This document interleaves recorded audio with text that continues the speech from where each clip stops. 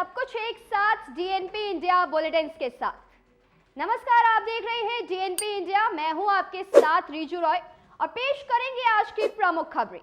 आज इस बुलेटिन्स में डालेंगे नजर दिल्ली सीएम आवास पर छिड़े जंग की, जानेंगे संभल में मिले एक और प्राचीन मंदिर को, आखिर कौन जीतेगा मिल्कीपुर उपचुनाव को, क्यों उठा टीम इंडिया के चयन पर बवाल। बुलेटिन्स के आखिरी में जानेंगे कि किसे बुला रही हैं कंगना रनौत इमरजेंसी की स्क्रीनिंग पर।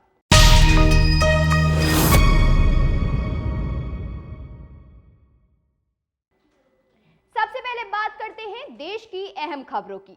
महाकुंभ 2025 की तैयारियां जोर शोर से चल रही हैं। श्रद्धालुओं को कोई परेशानी ना हो, उसके लिए रेलवे स्टेशनों पर मेडिकल रूम बनाए गए हैं।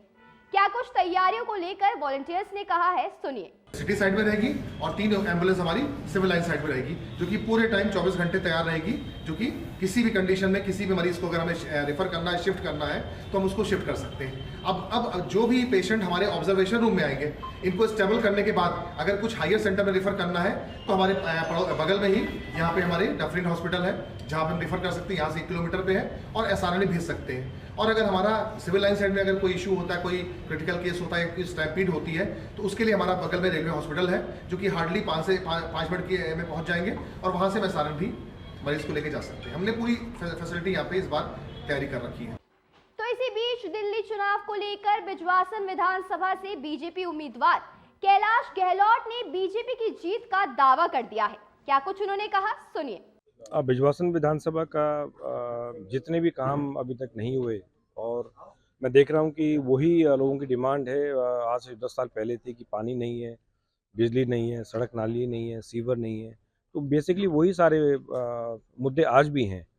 कहीं ना कहीं आम आदमी पार्टी से बड़ी चूक हुई है कि जिस मुद्दों को लेकर आम आदमी पार्टी का जन्म हुआ, वो पार्टी आगे बढ़ी, लेकिन आज भी वही सारे मुद्दे जो हैं बिजवासन विधानसभा और ये पूरी जो बेल्ट है जहाँ पर हम अभी हैं, वसनूंज का हिस्सा भी इसमें आता है।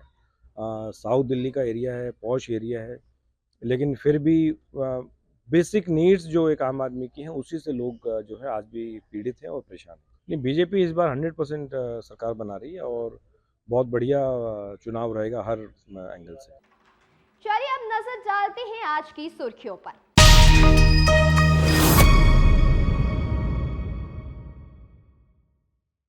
दिल्ली में सीएम हाउस को लेकर आम आदमी पार्टी और बीजेपी के बीच जुबानी जंग खत्म होने का नाम नहीं ले रही है। बीजेपी ने केजरीवाल पर शीश महल बनाने का आरोप लगाया, जिसके बाद आप सांसद ने सीएम हाउस में मीडिया के साथ जाने का दावा किया। इसे लेकर क्या कुछ आप सांसद सौरभ भारद्वाज ने कहा है, सुनिए। पुलिस वाले कह रहे हैं कि ऊपर से उन्हें आदेश है कि किसी को मकान तक ना जाने दिया जाए, कोई मकान के अंदर दाखिल ना हो, कोई मकान से वीडियो ना बना सके। अब मैं ये सोच रहा हूँ कि भारतीय जनता पार्टी तो यही चाहती थी, रोज नए नए वीडियो भेजते थे, रोज नए नए फोटो भेजते थे। अब हम खुद ही आ गए सारे कैमरा वालों को लेके। अब भारतीय जनता पार्टी भाग रही है, उल्टा भाग रही है। 3 लेयर की बैरिकेडिंग लगा दी, पानी फेंकने वाले फुवारे लगा दिए, डीसीपी एडिशनल डीसीपी को खड़ा कर दिया। पूरी की पूरी जो है इसको जो है आपने जो है बॉर्डर बना दिया। क्यों बना दिया?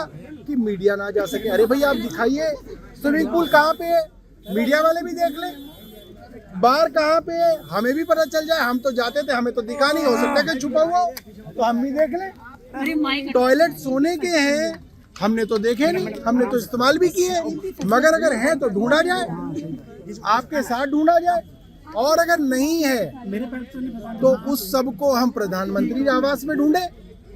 कहा जा रहा है, भारतीय जनता पार्टी द्वारा आरोप है 33 करोड़ रुपए का मुख्यमंत्री आवास बना। चलिए आपकी बात ऊपर की हमने। ये भी कहा जा रहा है कि 2700 करोड़ रुपए में प्रधानमंत्री आवास बन रहा है, 2700 करोड़ रुपए में। तो भैया वो प्रधानमंत्री आवास भी देखेंगे, हम मुख्यमंत्री आवास भी देखेंगे और पब्लिक को दिखाएंगे, और पब्लिक खुद तय कर ले कि अगर आवास और निवास पर ही वोट डालना है दिल्ली का, तो दोनों के आवास निवास दिखा दिए जाएं और पब्लिक उसी के ऊपर वोट डाल ले। हम तो चाह रहे थे कि बिजली पे, पानी पे, शिक्षा पे, स्वास्थ्य पे 2100 रुपये, महिलाओं पे, सीनियर सिटीजन के इलाज पे, पुजारियों के 18,000 रुपए पे चुनाव हो, भारतीय जनता पार्टी कह रही नहीं, मुख्यमंत्री के निवास पे चुनाव होना चाहिए। तो हमने कहा भैया एक ही दिल्ली में उसी कोरोना के समय सरकारी पैसे से 2 निवास बने हैं, प्रधानमंत्री का निवास बना है, मुख्यमंत्री का निवास बना है। मुख्यमंत्री का निवास दिखाने हम आ गए हैं। अब जो है भारतीय जनता पार्टी घबरा रही है। अब इसके बाद प्रधानमंत्री जी से मिलेंगे, उनसे कहेंगे प्रधानमंत्री जी आपके यहाँ आए हैं, अपना निवास जो है दिखाइए, हमें भी दिखाइए, मीडिया को भी दिखा के देश को कृतार्थ कीजिए। तो देखते हैं, यहाँ की चाबी कह रहे हैं जेई के पास है, प्रधानमंत्री निवास की चाबी तो प्रधानमंत्री जी के पास होगी। संभल में इन दिनों खुदाई अभियान जारी है और लगातार नए खुलासे होते ही जा रहे हैं। इसी के बीच संभल के चंदौसी में एक प्राचीन शिव मंदिर की जमीन को ईदगाह के तौर पर इस्तेमाल किए जाने का खुलासा हुआ है। हिंदू समुदाय के लोगों का कहना है कि ये मंदिर को छिपाने की साजिश का हिस्सा था। याद दिला दें कि संभल में पिछले साल नवंबर 2024 में शाही जामा मस्जिद का सर्वे हुआ। इसके बाद हिंसा हो गई, जिसमें 5 युवक की जान भी चली गई। उत्तर प्रदेश में एक बार फिर उपचुनाव का डंका बज गया है। दिल्ली विधानसभा चुनाव के साथ यूपी के एक सीट मिल्कीपुर सीट में भी उपचुनाव होना है, जिसे लेकर सुहेलदेव भारतीय समाज पार्टी के प्रमुख ओम प्रकाश राजभर ने एनडीए की जीत का दावा कर दिया है। साथ ही समाजवादी पार्टी पर जोरदार हमला भी बोला है। क्या कुछ उन्होंने कहा, सुनिए। प्रभु राम को तो मानते नहीं। हमारे विधानसभा अध्यक्ष स्पीकर महोदय ने कहा कि चलो अयोध्या हम बस दे रहे हैं, व्यवस्था दे रहे हैं, तो गए नहीं। एक भी समाजवादी नहीं गया। आज वो आशीर्वाद की कामना करते हैं। वो काहे परेशान है? वो मिल्कीपुर सीट एनडीए गठबंधन बड़ी जीत 8 तारीख को आप लोगों के चैनल पे मिलेगी, देखने को मिलेगी। देखिए, इतिहास है कि समाजवादी पार्टी मध्य प्रदेश गई तो कांग्रेस को हरा के बीजेपी की सरकार बनवाई। ये पूरे देश का मुसलमान कहता है।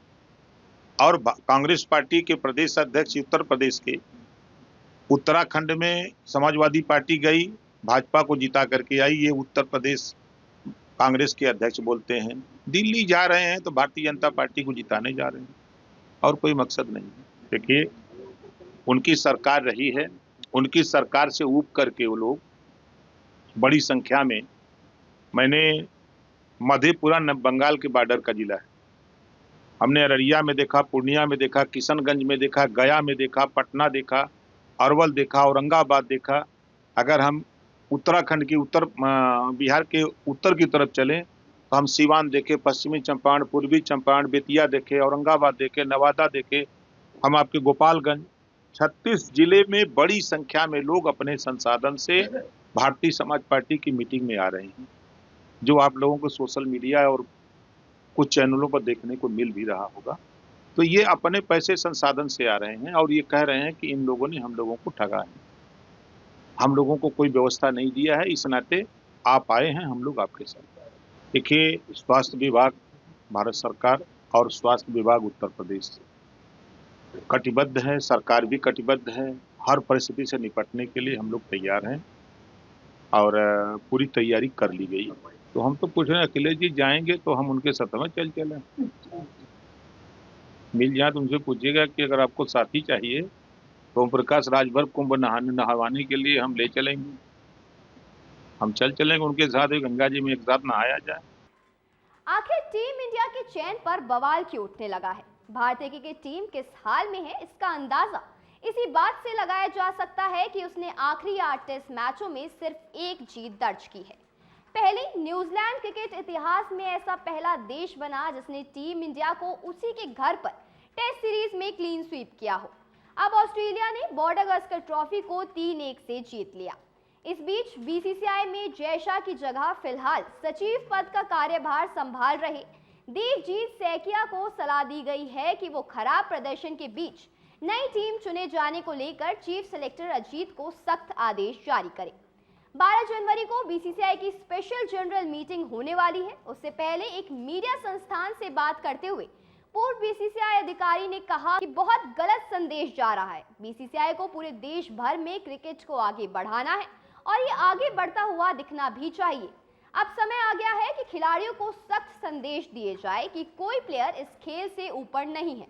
अब आवश्यकता है एक नई टीम के चयन की। ऐसे में क्या कुछ टीम में बदलाव होगा, ये देखना रहेगा। बॉलीवुड क्वीन कंगना रनौत इस वक्त सुर्खियों में छाई हुई है। वजह उनकी फिल्म इमरजेंसी है, जो इस वक्त विवाद का हिस्सा बना है। अब कंगना रनौत इमरजेंसी प्रीमियर के लिए गांधी परिवार को आमंत्रित करने की योजना बना रही है। क्या कुछ उसे लेकर कंगना ने कहा है, सुनिए। I actually met Priyanka Gandhi ji in the parliament, and the first thing I told her, I said, आपको emergency देखनी चाहिए. तो she was very gracious. She said, you know, yeah, maybe. I said, you will quite like it. So let's see if they would want to watch the film. I think it's a very sensitive and sensible portrayal of one episode and one personality also. And I have taken great care of definitely portraying Mrs. Gandhi with great dignity, because I see when I started to do a lot of research, there was so much focus and so much material about personal life, you know, whether it is a relationship with her husband or many friends, or, you know, controversial equations, relationships. And I thought to myself, I said, you know, there is so much more to every person. And I've taken special care, not even like going into those directions, because when it comes to women especially, they're always reduced to, you know, their equation with men around them. And of course, sensational encounters of whatever, personal encounters with, you know, there are so many material that is, and in fact, most of the controversial material was about all that. But I have portrayed her with so much dignity and sensibility, and I think that everybody should see this film, because you know, like she is also a very loved leader also. I mean, apart from some very crazy things that happened during emergency and other few things, I think she was very loved and celebrated, and 3-time Prime Minister ऐसे थोड़ा ना कोई मजाक की बात थोड़ी ना है. So I think it was. तो ये थी हमारी आज की प्रमुख खबरें। आपसे फिर मिलेंगे अगली बुलेटिन में। तब तक ले धन्यवाद। बने रहिए DNP इंडिया के साथ।